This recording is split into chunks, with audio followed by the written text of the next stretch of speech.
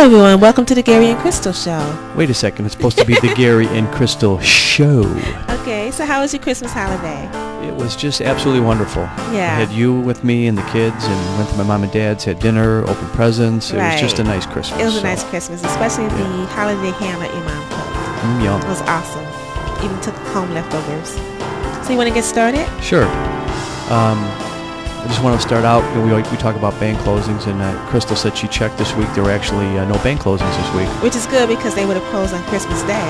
Yeah, so the next week's a holiday week, so we'll just kind of keep an eye on that and see what happens. Right. You know, it's kind of nice, so at least it didn't happen on the week of Christmas. Right. So, so that we have a lot of, maybe tell people a little bit about what the show is going to focus on this week. Right, this week we're going to focus a lot on jobs, and the reason why we're ending out 2009 and heading into 2010, and a lot of the stories that we're hearing in the media are saying that the recession is over with, and our concern is that if you really do believe that the recession is over with and jobs are going to pick up sometime in the first quarter, you may not be as prudent as you would be if you were still worried that maybe the economy may not pick up. And the reality is that we're not really sure if this uptick is anything that's going to be sustainable or not. But from the articles that we're reading, it looks like the unemployment situation is bad and that it's about to get a lot worse. So we want to really focus on the unemployment, the job list, and just where things are currently right now today. We thought that might help you in planning for the future.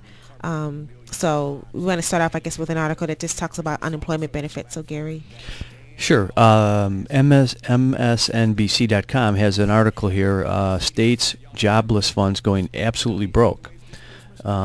And so what they're talking about here is that currently, if you didn't know, 25 states have actually run out of unemployment money and have borrowed $24 billion from the federal government. Okay, so basically what you're saying is that half of all of the states have already run out of unemployment benefits. Mm-hmm. And that the only way that they're able to continue to make those payments is because they've borrowed money from the federal government. Exactly. But if they didn't have those funds available, then what? Then it's possible that maybe these unemployment checks might not have even gone out. Right. And that's half the states. Right. That's 25 states so far that are already broke. Right. And then what? And then the kicker is that they're saying that 40 state programs will go broke within 2 years and need $90 billion in loans to keep issuing benefit checks. Okay. So that's, that's a huge number. So they had talked about, okay, what do you do about it from a state standpoint? You have options of either cutting benefits or raising taxes to the employers or both. And neither of them in this economy is really a good option because cutting the checks to people. I mean, they're already having a hard enough time. Right. And then raising taxes to a lot of employers that are barely hanging on could just put them over the edge and then just throw more people into the unemployment benefits pool. Right.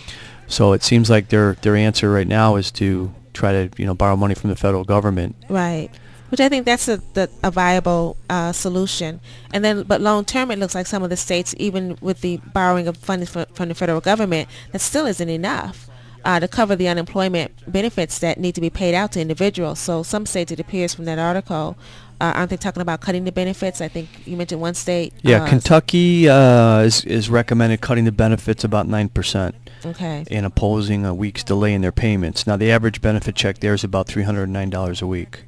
So basically what this article is saying, as things move forward, if things continue to get worse, let's say that if we're not really out of the recession and it continues, then those of you that have not yet collected unemployment, when you, if you're like one of the later ones fired or unemployed, I should say, or terminated, whatever, you may have a more difficult time getting unemployment than someone that might have been terminated a little bit sooner. Right. And not only will you have more trouble getting your unemployment check, but you may even have a lesser amount than what was available for those that might have been unemployed sooner. Mm-hmm. So it's something that really bears watching, because if we are right in our suspicion that the economy is going to get a lot worse come next quarter, then there might be a lot of people out here that may find that the system is overloaded. They may not get the money available that they might have thought they would have had available, and then what funds they do have may be a lot less than what they were anticipating.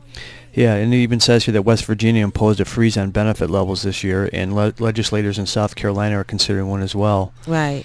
And then there was a gentleman they interviewed, an expert, Wayne Vorman, who's an expert in unemployment insurance. Now he said that part of the problem is that states were underfunding for years before the recession. Right.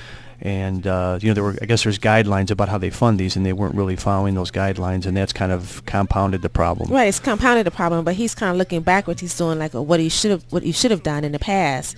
But right now, I think it would be more useful, I guess, to find out how to fix the problem right now. Yeah, and then look more towards the future. When things get better, you can make certain that the states, start funding their benefit programs more, better than they have in the past. But to look backwards, that's just, you cannot undo the past. Right. I guess that's just saying, how do we get in this mess? That was part of the reason. Right. Coupled with double-digit unemployment. Right. The two things together have just thrown these things into a tailspin. So. Okay. Now I have a series of articles, and they all come from the LA Times. And it just kind of goes along with what Gary was saying. And this particular article is dated the 22nd of December. It says small business bankruptcies rose 81% in California. And it basically I'm not too happy about that. I'm sure you're not too happy about that. And basically what this article is saying is that bankruptcy filings, particularly for your small business owners, have increased dramatically. As I mentioned before, 81% over last year. And you're not hearing a lot about that. You're hearing more about some of your larger bankruptcy filings. Most individuals are employed by your smaller business owners. So to have such a high spike in the amount of bankruptcy filings filed by small business owners, that's not a good sign. The other thing they're saying is that a lot of small businesses, when they do go bankrupt, they don't actually do a business bankruptcy. A lot of individuals, because their personal finances is tied up kind of a lot with their business finances, a lot of them will file a personal bankruptcy over a business bankruptcy. So these numbers may actually be understated. Yeah, because I think a lot of people, they put up their own equity to get these business loans, so it's tied into their personal finances. Right. And so it says that in Los Angeles County, that's where the largest amount of business bankruptcies have occurred, or the largest amount of small business bankruptcy filings. They occurred in Los Angeles, Riverside, San Bernardino, and Sacramento metropolitan areas. They're actually the worst hit in the whole entire nation. So that's something that just bears watching. Another article I have from the LA Times, this is talking about your jewelry stores, and it just talks about how the jewelry stores are hurting too. In particular, this one particular guy that was featured in this particular article, he owned a jewelry store in the Los Angeles area, and he's been in the jewelry business for about 20 years, and most of his customers are your middle income people. And he said his business is down 90% from last year. And not only is his business down 90%, but he said that pretty much everyone that he knows that are in the jewelry business, their businesses are all down 90%. So what he's doing right now is he's stuck cutting up his inventory. He actually, at the time he was being interviewed, he was snipping apart a gold bracelet. And the reason why he was snipping it apart was that he was using this. He was going to melt it down and sell the gold in order to cover his rent for the following month. That's not a good business model. It's not a good business model. You get rid of your inventory, then what do you have left? Do you know who the number one, and I thought, I didn't even know this actually, but the number one jewelry retailer is in the United States? Tell me. It's Walmart. And I didn't know that. So a lot of your stores are losing, let's say like your standalone jewelry shops, they're actually losing money to your big box stores such as a Walmart. And so what this is saying is that Walmart, not only is it the largest jewelry business or jewelry retailer, but last year they sold $3 billion worth of jewelry. Wow. And so they don't know yet. We think that Walmart sales may be down this year, but may not be down as much as it is for your individual store owners. Well, I'm sure they're, discounting that jewelry more than what you'd find at a standalone store. Right.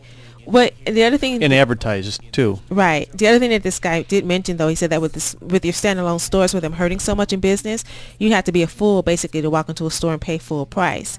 He's saying that right now people are haggling over the prices of jewelry, and he pretty much recommends that you do the same. He said that if he could find someone to buy his jewelry, he'd be willing to sell it pretty much at cost at this point. Just a little teeny weeny bit of a profit to make it